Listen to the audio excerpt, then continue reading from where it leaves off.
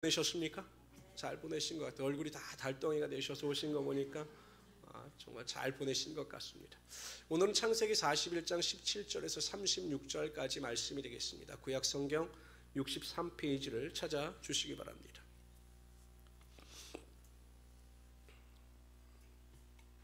구약 성경 63페이지 창세기 41장 17절에서 36절까지 말씀입니다. 요셉은 마침내 술 맡은 관원장의 꿈을 해석하고 2년이 흐른 뒤에 바로의 왕궁으로 들어가게 됩니다. 이유는 바로가 꿈을 꾸었는데 그 꿈을 해석하는 술사나 지혜로운 자가 없었기 때문입니다.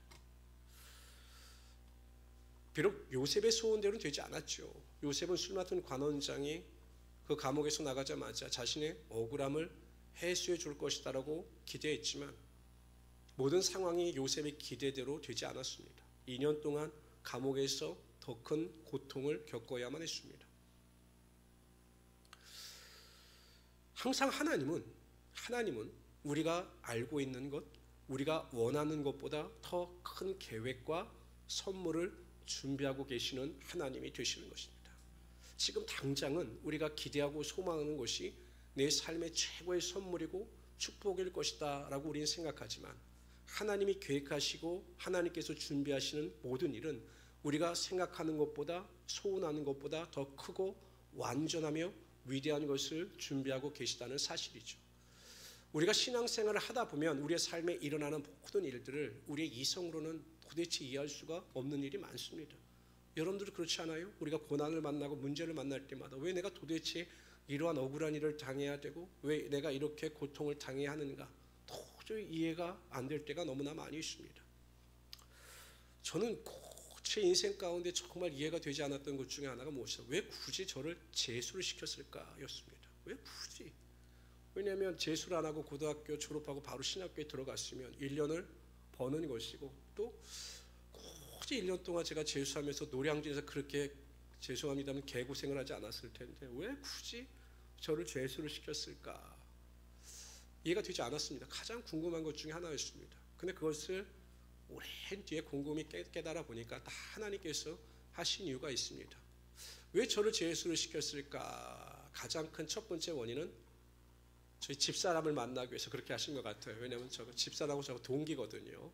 동기였으니까 우리 집사람을 만나가기 위해서 정말 보배로운 여인을 얻게 하기 위해서 그렇게 하신 것이 아닌가라는 생각을 해보기도 합니다. 또 지금 뒤돌아 생각해 보면 제가 그 제술의 학교에 들어갔기 때문에 좋은 동기들도 만났고 좋은 후배들도 만났습니다. 일찍 학교에 들어갔더라면 그런 좋은 동기와 선배들을 만나지 못했을 것입니다. 세상 사람도 이해하지 못해요. 제가 재수하고 신학교에 들어가겠다고 원서를 가지고 고3 담임한테 갔더니 고3 담임이 원서를 찢어버리려고 그러더라고요. 아니 재수해서 이런 학교를 가려고 네가 재수했냐라고 그러는데 세상 사람들이 이해하지 못하지만 하나님은 우리가 생각하는 것보다 기대하는 것보다 소망하는 것보다 항상 크고 비밀한 일, 또 크고 좋은 일을 예비하시는 하나님이 되시는 것입니다. 요셉에게도 하나님께서 그러한 축복을 베푸셨습니다. 그래서 비록 2년이라고 하는 시간이 요셉이 생각하기엔 참 고난이고 고통의 시간이었지만 하나님은 오히려 그 2년이라고 하는 시간을 통해서 더 큰 축복을 요셉에게 베풀어 주고 계십니다. 바로 오늘 그러한 이야기가 나오고 있습니다. 봅시다. 우리 17절부터 뭐 그렇게 어려운 내용은 아니니까 여러분들이 먼저 17절 읽어주세요. 시작. 보니 살찌고 아름다운 7 암소가 나일 강가에 올라와 갈밭에서 뜯어먹고 그 뒤에 또 약하고 7 암소가 올라오니 그같이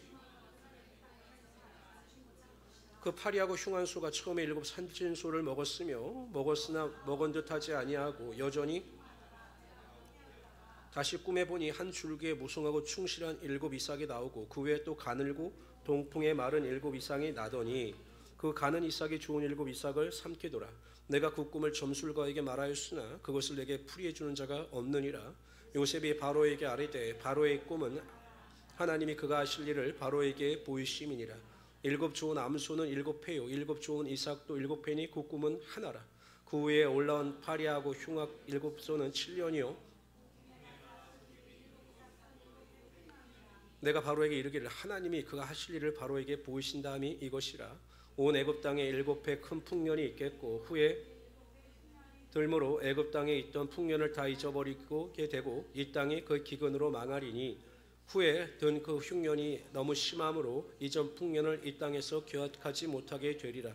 바로에게 꿈을 2번 겹쳐 꾸신 것은 하나님이 이 일을 정하였습니다. 하나님이 속히 행하시리니 이제 바로께서는 명철하고 지혜 있는 사람을 택하여 애굽 땅을 다스리게 하시고 바로께서는 또 이같이 행하사 나라 안에 감독관들을 두어 그 7해 풍년에 애굽 땅의 5분의 1을 거두되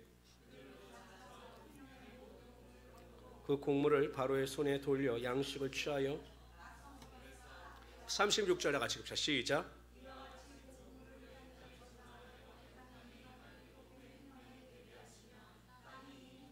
말미암아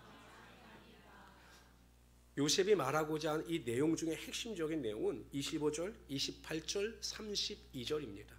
25절에 보면 성경은 이렇게 기록합니다. 요셉이 바로에게 아뢰되 바로의 꿈은 하나라. 하나님이 그가 하실 일을 바로에게 보이심이니라.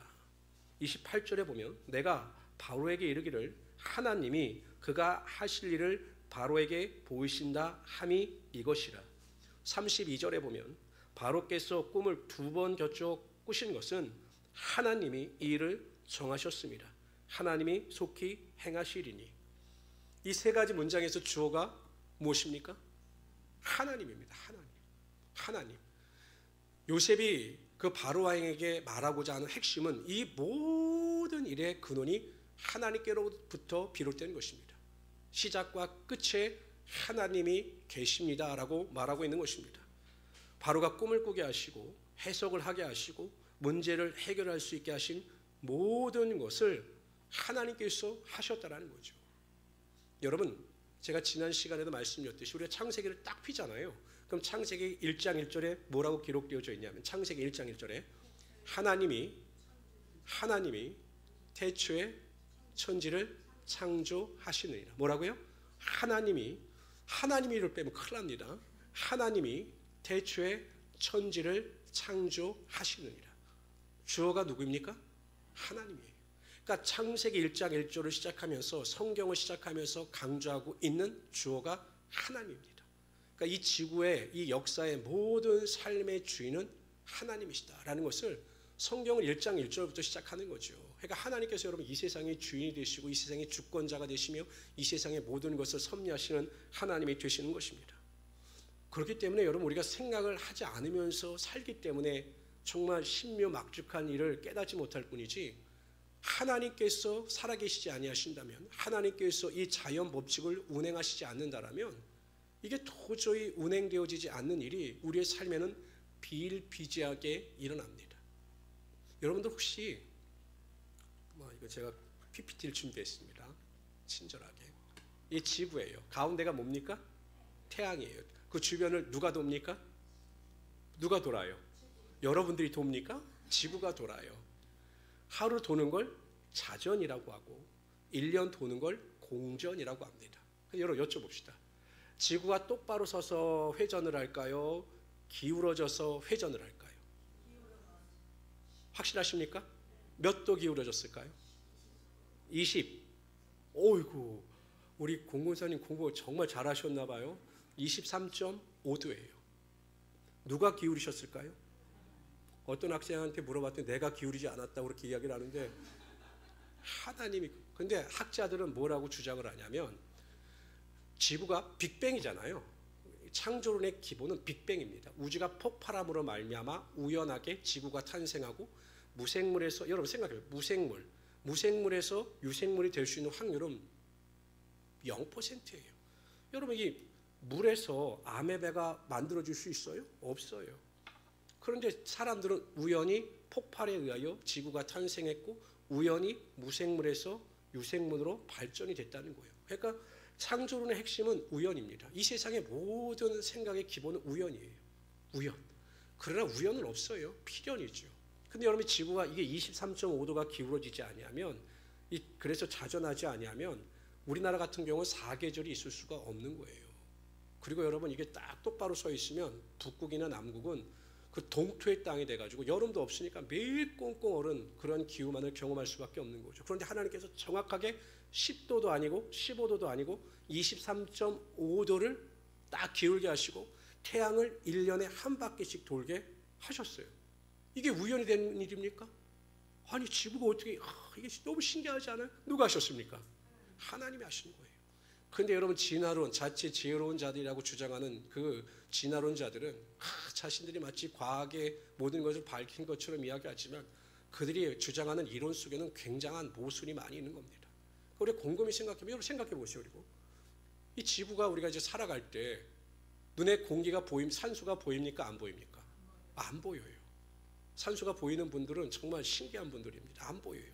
근데 여러분 이 산소의 공기 밀도가 참 정확하기 때문에 그 지구가 땅에서 끌어당기는 그 중력과 산소의 밀도가 딱 맞으니까 우리가 땅 위를 걸어 다닐 수가 있는 거예요. 지구에 가면 산소의 밀도가 또 끌어당기는 중력의 힘이 6분의 1밖에 되지 않기 때문에 사람들이 어떻게 됩니까? 우주에서는 날아다니는 거예요. 만약에 하나님께서 여러분 중력이라든지 또 여러 가지 산소의 밀도를 정확하게 하시지 않았더라면 여러분도 지금 어떻게 하고 다닐까요? 날아다니는 게 나을 수도 있겠어요. 그렇죠? 이렇게 띵 뛰면 막 이렇게 날아가고 이렇게 좋을 수도 있겠지만 그러니까 모든 것을 보면 다 신명막측하게 하나님께서 이 세상의 주인이 되어주셔서 자연을 이끌어 가시고 모든 것을 만들어 가심을 우리가 알 수가 있는 겁니다. 근데 더 중요한 게 있어요. 그래, 하나님께서 이 세상의 주인이 되시고 하나님께서 창조자가 되신다. 맞다. 근데 여러분 더 중요한 사실은 그러한 하나님이 나의 삶의 주인이 되신다는 사실입니다. 그렇잖아요? 그게 더 중요한 거예요. 아니 이 세상의 창조자가 되시고 이 세상의 주인이 되신 하나님이 나와 아무 상관이 없으면 그런 하나님께서 창조주 되신 우리의 삶에 무슨 은혜가 될 수 있겠습니까? 나와 상관이 없으면 아무 은혜가 될 수가 없죠. 그러나 하나님은 저와 여러분의 주인이 되어주시고 우리의 삶에 하나님의 계획과 섭리에 의하여 우리의 인생을 한치의 오차도 없이 이끌어 가시는 하나님이 되신다는 것입니다. 물론 우리가 이해할 수는 없죠. 어려움을 당하고 고난을 당하고 막 문제가 발생하면 도대체 왜 그러지? 내가 뭐 하나님 앞에 잘못한 것이 무엇이 있다고 이러시지? 왜 나에게 이런 어려움이 있고 고난이 있지? 라고 우리는 탄식하고 때로는 절망할 수도 있어요. 그러나 여러분 꼭 기억하십시오. 그러나 그럼에도 불구하고 우리가 당하는 고난과 환난, 문제도 하나님께서 우리 인생을 위해서 예비하신 하나님의 필연입니다. 하나님의 계획인 거예요. 그런 그 문제의 해답을 얻기 위해서는 누구에게 나가야 할까요? 하나님께 나가야 되죠. 그러니까 우리가 고난이 있고 어려움이 있고 문제가 있을 때마다 또한 병으로 인하여 고통을 당할 때마다 그 문제를 하나님께 나가 묻고 또한 하나님 안에서 문제 해결을 원하면 하나님께서 그 문제에 대한 해결을 우리에게 보여주시고 우리의 삶은 하나님의 뜻 가운데 온전히 인도하여 주시는 것입니다. 그런데 우리가 하나님께서 나의 인생의 주인이 되시고 하나님의 주권과 섭리 가운데 필연으로 우리의 인생을 이끌어 가신다라고 하는 믿음이 없기 때문에 자꾸 인간적인 방법을 사용하는 거죠. 하나님은 항상 우리를 사랑하셔서 우리의 삶에 책임져 주시기를 원하시는 하나님이 되십니다. 그러므로 어려움을 당할 때마다 문제를 만날 때마다 마음에 무거운 짐이 있을 때마다 마음속에 우울감이 다가올 때마다 원망과 불평이 나올 때마다 항상 하나님으로부터 멀어지는 자들이 아니라 하나님께로 더 가까이 나가는 하나님의 귀한 성도들이 되시기를 주님의 이름으로 축원합니다. 바로의 꿈 이야기를 들은 요셉은 주저없이 그 자리에서 꿈을 해석합니다. 7년 풍년, 7년 흉년이 될 것을 해석합니다. 그리고 꿈을 해석하는 데 그친 것이 아니에요. 그 문제를 해결할 수 있는 방법을 제시합니다. 그러니까 풍년이 들었을 때 수입의 5분의 1을 거둬들이라는 거예요. 세금으로. 이게 평상시보다는 2배 많은 양이었다고 합니다. 그 역사학자들의 연구에 의하면 이 5분의 1이라고 하는 숫자가 평상시에 애굽에서 거둬들이는 곡식의 양의 2배였다는 거예요. 물론 백성들 입장에서 보면 흉년을 이해하지 못하니까 풍년의 때에 거둬들이는 것에 대한 반발이 있었기도 했겠지만 워낙 이 요셉의 꿈에 대한 확신이 있었기 때문에 바로왕이 그러한 계획을 수용하고 그 계획대로 움직였다고 합니다. 요셉에게 있어 큰 축복은 하나님의 신령한 것을 분별해낼 수 있는 은혜가 있었을 뿐만 아니라 그 신령한 것을 분별하여 해결할 수 있는 지혜까지 있었다는 것입니다. 여러분 정말 유능한 의사는 그 병의 현상을 치료할 뿐만 아니라 원인까지 치료하는 사람이 명이거든요. 이 병의 근원이 어디에서부터 왔는가. 요즘에 보니까 병원들마다 가보면 이제 암이 발생하면 그 단지 암이 발생한 것만 연구하고 하는 것이 아니라 그 유전자 DNA를 연구해서 이 암이 어디에서부터 비롯됐는가를 또 조사하더라고요. 그러니까 명의들은 그 원인을 발견하여 그 원인을 해결하는 사람들이 명의입니다. 마찬가지입니다. 우리는 하나님께서 우리에게 주신 은혜를 통하여 신령한 것을 분별해내는 것도 좋지만 그 분별해내는 것을 지혜롭게 해결할 수 있는 은혜도 하나님께 구해야 하는 것입니다. 그럴 때 우리가 문제를 완전하게 또한 완벽하게 해결할 수 있게 되는 거죠. 우리가 이 죄악된 세상을 정말 악합니다. 제가 보기엔 지금처럼 악한 때가 없어요. 아니 어저께도 제가 인터넷 뉴스를 보니까 10대인데 엄마가 몸이 불편한 누나를 먼저 챙기고 또 자신에게 조금 잔소리를 했다고 놀이터에서 아이들이 떠드는데 엄마에게 저 아이들 좀 떠들지 않게 해달라고 부탁했더니 엄마가 아이고 아이들이 놀이터에서 저렇게 뛰노는 게 당연하지 이 말했다고 엄마를 살인했어요. 그러니까 여러분 이해가 되십니까? 이 세상이 이렇게 정말 미쳐서 날뛴다고 그럴까? 이렇게 돌아가는 악한 시대에 살아가고 있습니다. 그렇기 때문에 우리에게 하나님께서 주신 더 큰 신령한 지혜가 필요한 것입니다. 저는 우리 성도님들이 두 가지 부분에서 하나님의 신령한 지혜를 구해야 합니다. 첫 번째는 옳고 그름을 판단할 수 있는 지혜입니다. 예수를 믿어도요, 교회를 다닌다고 해도 옳고 그름에 대한 판단이 없는 어리석은 성도들이 굉장히 많아요.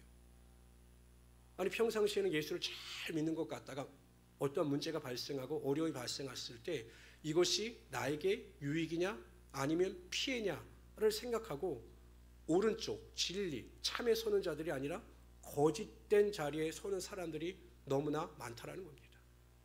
참 안타깝죠. 여러분 지혜의 근본이 무엇이냐? 잠언서 1장 7절에 보면 이렇게 말씀하십니다. 지혜의 근본이 무엇이냐? 여호와를 경외하는 것이 지식의 근본이다. 이렇게 말씀하셔요. 여호와를 경외하는 것, 여호와를 두려워할 줄 아는 것이 지혜입니다. 그러니까 여호와를 경외한다라고 하는 의미는 우리가 이 세상을 살아갈 때 하나님을 의식하면서 살아가는 거예요. 하나님은 지금도 살아계셔서 불꽃 같은 눈동자로 나를 지켜보고 계신다. 그러나 그런 하나님은 나의 행위뿐만 아니라 나의 생각과 마음까지도 아시는 하나님이시다라고 하는 믿음이 있는 성도들이 그러한 하나님을 의식하면서 살아가는 것이 지혜라는 것입니다. 그럼 여러분 어떤 일이 벌어집니까?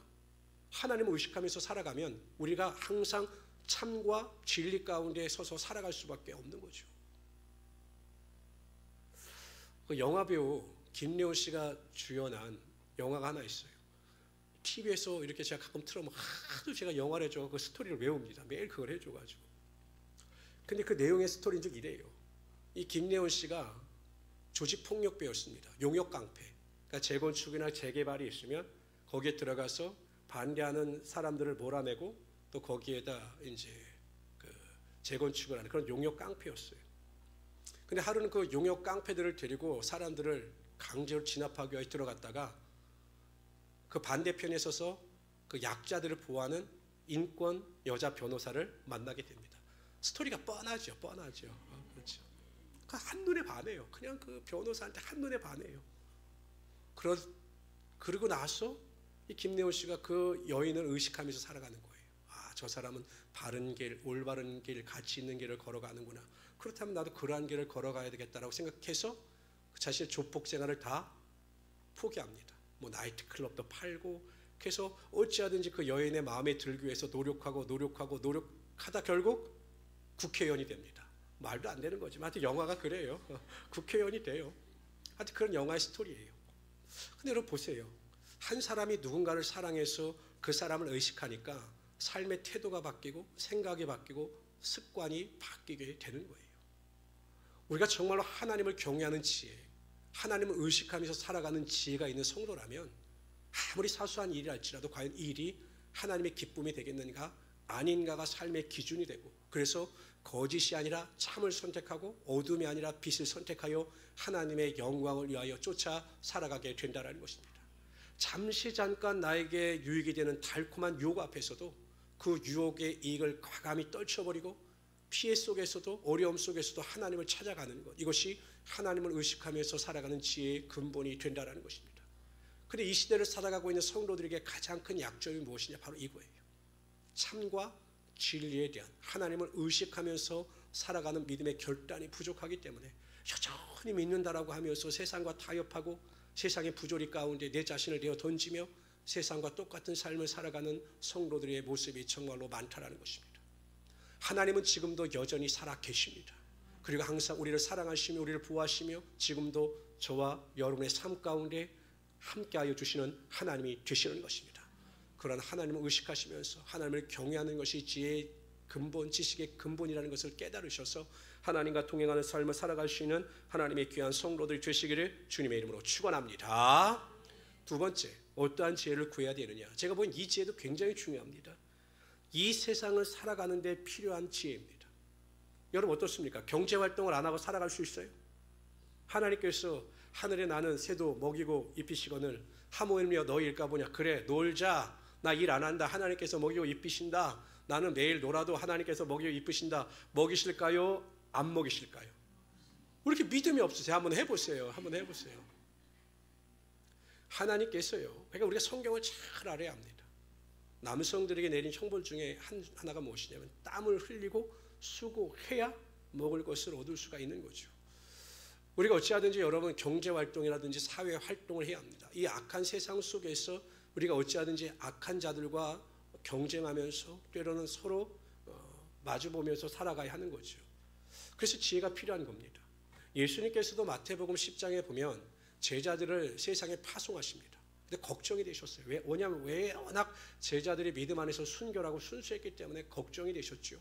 그래서 제자들에게 이렇게 말씀하십니다. 보라 내가 너희를 보냄이 양을 이리 가운데 보낸과 같도다. 그러므로 너희는 뱀같이 지혜롭고 비둘기같이 순결하라.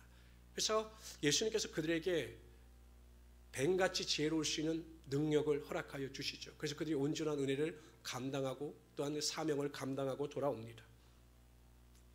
믿음의 지혜와는 좀 다른 거죠. 참과 진리를 구별할 수 있는 지혜 말고 우리에게 맡겨진 일을 잘 감당할 수 있는 지혜, 사회적 환경 속에서 하나님께서 주시는 능력을 구하는 지혜, 이런 것이 믿음과 구별되어지는 이 세상을 살아가는 데 필요한 지혜를 구하는 것입니다. 그런데 이것을 무시하면 안 되는 거예요. 이것을 무시하면 안 되는 거죠. 젊어서부터 인생을 정말 열심히 사는 한 사람이 있었습니다. 근데 하는 일마다 안 돼요. 그 중년의 나이에 사업을 하고자 일을 벌렸다가 완전 망하고 맙니다. 그래서 아내도 떠나가고 자녀들도 뿔뿔이 흩어졌습니다. 그의 나이 65세였습니다. 모든 절망을 마음을 안고 길을 걸어가고 있는데 한 교회에서 찬송 소리가 들리는 겁니다. 그 찬송의 내용이 이랬습니다. 찬송가입니다. 주 날개 및 내가 편안히, 물론 영어로 했겠죠. 이렇게 반기뻐 비바람 이렇게 찬송 소리가 들리는 거예요. 너무나 마음이 불안하고 너무나 낙심이 됐는데 어렸을 때 교회 다니면서 불렀던 찬송의 은혜가 그 찬송을 듣는 순간 마음속에 흘러넘쳤습니다. 무엇에 홀린 듯이 그냥 교회 안에 들어갔습니다. 그리고 찬송을 부르면서 목사님의 설교를 들으면서 그동안 하나님을 떠나 있었던 자신의 삶을 회개하면서 세상의 모든 것을 잃었지만 다시 믿음으로 살아갈 것을 결단하게 됩니다. 그리고 항상 이제 하나님 중심으로 살아가고 있었습니다. 그런데 어느 날 하나님께서 그에게 지혜를 주십니다. 그가 음식을 잘하는 그런 기술이 있었는데 치킨 사업을 하면 또 이런 식으로 주유소에서 조그맣게 치킨 사업을 하면 비싸지 않은 데서 치킨 사업을 하면 오가는 차들이 치킨을 사 먹을 수 있으니까 장거리니까. 그래서 그 아이디어를 가지고 4평도 안 되는 조그만 곳에서 치킨 사업을 하기 시작했습니다. 그런데 그 맛이 얼마나 좋았는지 날개 놓친 듯이 팔려나갔습니다. 그때는 유튜브도 없었을 텐데 모든 사람, 그렇죠. 왜냐하면 여러분 기사들이 왔다 갔다 하면서 그 맛을 보고 얼마나 그 맛에 매료가 되었겠습니까. 그래서 지나갈 때마다 그 치킨 가게를 애용했습니다. 그래서 치킨 가게가 크게 번창하게 되죠. 누굴까요? 켄터키 프라이드 치킨의 창시자인 커널 샌더스입니다. 여러분 그 켄터키 프라이드 치킨 가면 할아버지가 지팡이 들고 이렇게 수염이 하얀 할아버지가 이렇게 서 있죠. 그 사람이 바로 샌더스예요. 그 켄터키 프라이드 치킨의 창시자입니다. 65세 시작했는데 하나님께서 그에게 축복을 물붓듯이 부어주셨습니다. 그리고 그는 75세가 되었을 때 하나님께서 부어주신 축복을 가지고 이젠 더 이상 물질이 아니라 하나님의 영광을 위하여 살고자 노력하며 전심을 다하여 하나님을 찬양하고 영광을 돌리다 90세에 그의 일생을 마무리했다고 합니다. 여러분, 우리가 무엇인가 하고자 할 때 우리의 생각대로 우리의 뜻대로 하지 아니하고 하나님께서 지혜를 구할 때 하나님께서 이 세상을 이기며 살아갈 수 있는 지혜를 우리에게 반드시 허락하여 주시는 것입니다. 근데 그러한 지혜를 우리가 잘 구하지 않아요. 자꾸 내 생각대로 내 뜻대로 먼저 앞서갈 때가 많이 있습니다. 여러분, 우리가 병이 들었을 때도요, 병을 잘 관리할 수 있는 지혜가 필요합니다. 믿습니다라고 그냥 믿음을 가지고 우리가 하나님이 치료하심을 기대하는 그 믿음을 가지는 것이 1차적인 것이고, 또 기도하실 때마다 하나님 좋은 의사를 만나게 하시고 또한 좋은 의사를 통해서 제 병이 잘 고침받을 수 있도록 도와주십시오라고 기도해야 하는 것입니다. 그저 성도들 보면요, 어떤 성도들은 의사의 말을 그렇게 안 들어요. 의사가 말하면 시키는 대로 약을 먹고 시키는 대로 준비하면 되는데 또 그렇게 의사의 말에 청종하지 않는 분들이 굉장히 많습니다. 항상 우리가 병의 고침을 위해서도 하나님께 지혜를 구해야 하는 것이죠. 뿐만 아니라 여러분, 행복한 가정생활을 위해서도 필요한 겁니다. 가족 서로 간에 서로 사랑할 수 있고 말을 조심할 수 있고 서로 격려해주고 존중해 줄 수 있는 지혜가 필요한 것입니다. 자녀를 양육할 때도 마찬가지죠. 예전에 어른들은 그렇게 말씀하셔요. 아이고 그냥 낳기만 해. 다 태어날 때부터 자기 밥숟가락은 가지고 나와. 그냥 낳기만 하면 자기가 알아서 다 커. 이것은 옛날 논두렁에서 아기 날 때 이야기죠. 지금은 그렇지 않죠. 자녀를 정말 잘 양육하기 위해서는 이 치열한 경쟁 시대 가운데 어떻게 자녀를 양육할 것인가, 어떻게 자녀를 행복하게 살아가게 만들 것인가에 대한 진지한 고민이 필요할 때입니다. 왜냐하면 예수 믿는 부모님들 입장에서도요, 자칫 잘못하다가는 이 교육관이 세상과 겹쳐서 휩쓸려 갑니다. 성공지상주의, 그냥 명문대학주의. 그래서 하나님이 기뻐하시는 자녀가 아니라 세상이 인정하는 자녀를 키우기 위해서 잘못된 길을 걸어가는 성도들이 굉장히 많아요. 여러분 보세요. 성경의 인물 중에서도 자식 농사에 실패한 사람들이 너무나 많아요. 엘리 제사장 그랬죠. 홈리아 비나스, 사무엘 선지자 그랬죠. 또 기드온도 그랬죠. 또 히스기야도 그랬죠. 므낫세라고 하는 최악의 아들을 낳았습니다. 이 자녀 양육이라고 하는 것이 하나님께서 자녀들의 마음과 생각을 주장하지 아니하시면 자녀들이 아름답게 성장해 나갈 수 없는 겁니다. 그래서 가장 중요한 것이 정말 성경에 보면 너희 자녀를 위하여 울라라고 말씀하셔요. 자녀를 위해서 부모들이 얼마나 크게 눈물을 흘리며 기도해야 하는지 모릅니다. 여기 이제 부모님들도 계시지만 이제 할머니들이 많이 계시잖아요. 손자들을 위해서 또 자녀들을 위해서 매일 눈물을 흘리며 기도하시고 내 아들, 딸들이 손자, 손녀를 지혜 가운데 잘 양육할 수 있도록 그들에게 지혜를 달라고 구할 수 있는 그러한 믿음이 필요한 것입니다. 경제활동에도 지혜가 필요합니다, 여러분. 그냥 경제활동도 세속적인 거기 때문에 여러분 물어봅시다. 돈이 악합니까? 돈이 선합니까? 돈. 이렇게 물어보죠. 돈이 좋아요? 나빠요? 돈을 많이 벌고 싶어요? 돈을 안 벌고 싶어요? 그러니까 돈을 좋아하시죠. 돈이 많으면 좋겠죠. 이게 당연한 겁니다. 그런데 그 돈 자체가 악한 겁니까? 선한 겁니까? 악한 겁니까? 선한 겁니까? 다시요. 돈 자체가 악한 겁니까? 선한 겁니까? 진짜 고집들 세시네요. 돈 자체는 악하지도 선하지도 않아요. 중립적 가치죠. 그 돈을 사용하는 사람이 어떻게 사용하느냐에 따라 그 돈이 선하게도 되는 것이고 악하게도 되는 겁니다. 그 돈을 하나님께 드리고 어려운 자들을 돕는 일에 사용하면 그 돈의 가치는 선한 거죠. 그 돈을 가지고 내 쾌락을 위하여 살고 죄악을 위하여 살고 술 마시는 데 살면 그 돈의 가치는 악한 겁니다. 그러니까 돈의 가치는 중립적 가치예요. 그 돈을 어떻게 사용하느냐가 정말로 중요한 것입니다. 그래서 될 수 있는 대로 우리 성도님들이 하나님께서 주시는 지혜를 가지고 많은 재물의 축복을 받아 그 주어진 재물을 하나님을 위하여 정말 선하게 사용하였으면 좋겠다라는 생각을 합니다. 근데 돈을 잘 관리하는 것도 지혜예요. 왜냐하면 수입과 지출에 대한 개념이 없는 성도들 제가 굉장히 많이 봅니다. 왜냐하면 여러분 수입에 맞게 지출을 해야 되잖아요. 근데 수입은 적은데 지출을 많이 해서 매일 빚을 지는 분들이 있어요. 참 안타깝죠. 매일 많이 버는 것 같고 열심히 사는 것 같은데 항상 인생은 무엇인가 터져 있어요. 모여지지가 않아요. 그게 왜 그럴까?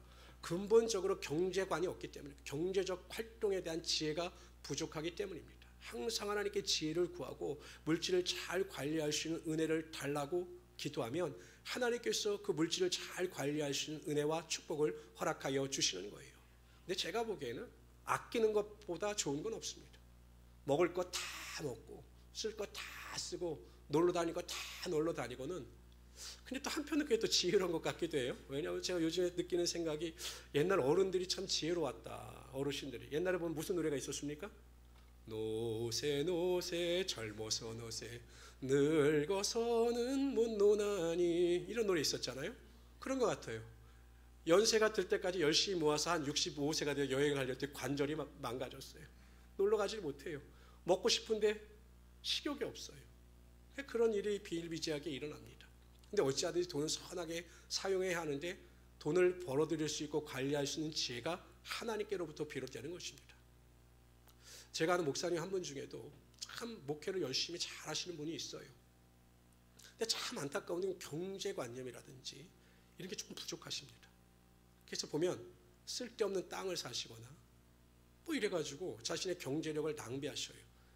그러니까 어떻게 뭘 사고 뭐 이렇게 교회를 관리하고 이런 것에 대한 지혜가 부족하다 보니까 참 안타까움을 제가 볼 때가 굉장히 많습니다. 근데 성도들도 마찬가지입니다. 여러분들이 자녀들을 위해서 또 여러분 스스로 위해서 하나님께 대하여 경제적인 지혜를 위해서 간구할 때 하나님께서 지혜를 주셔서 하나님의 축복과 은혜와 능력이 반드시 임하게 하여 주시는 것입니다. 그런데 제가 보기에 제일 중요한 지혜는 말에 대한 지혜입니다. 말에 대한 지혜가 굉장히 중요합니다. 잠언서 25장 11절에 보면 경우에 합당한 말은 아로새긴 은쟁반의 금사관이라라고 말씀하셨습니다. 그리고 또 이렇게 말씀하셔요. 골로새서 4장 6절 봅시다. 시작. 너희 말을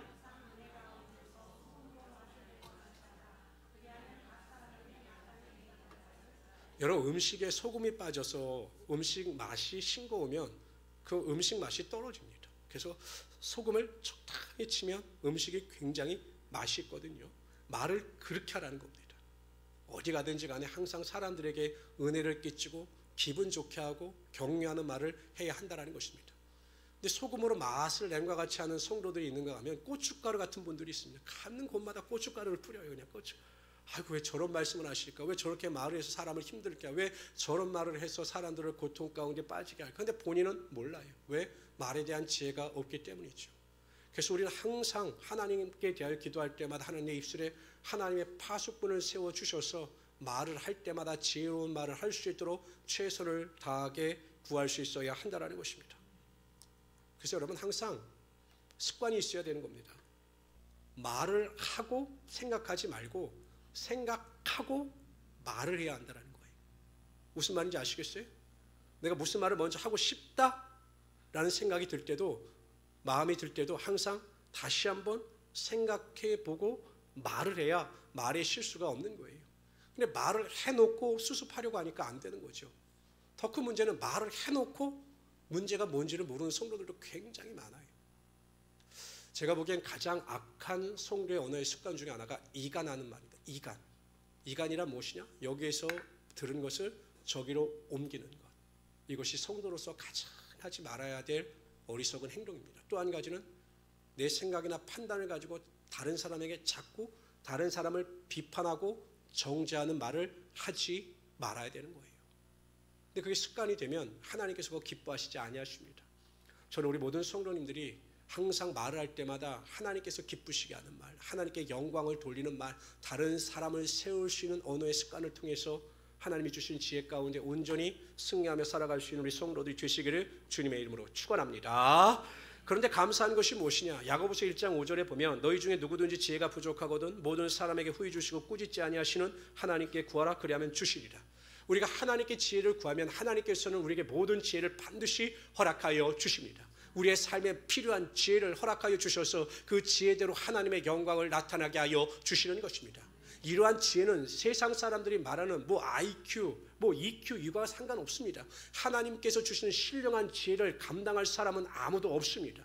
하나님께서 신령한 지혜를 통해서 요셉 가운데 하나님의 영광이 나타나게 하여 주셨던 것처럼, 죄시의 신분에서 애굽의 총리의 자리로 옮겨 주셨던 것처럼, 하나님은 지혜를 통해서 우리를 높여주시고 하나님의 영광이 나타나게 하여 주실 것입니다.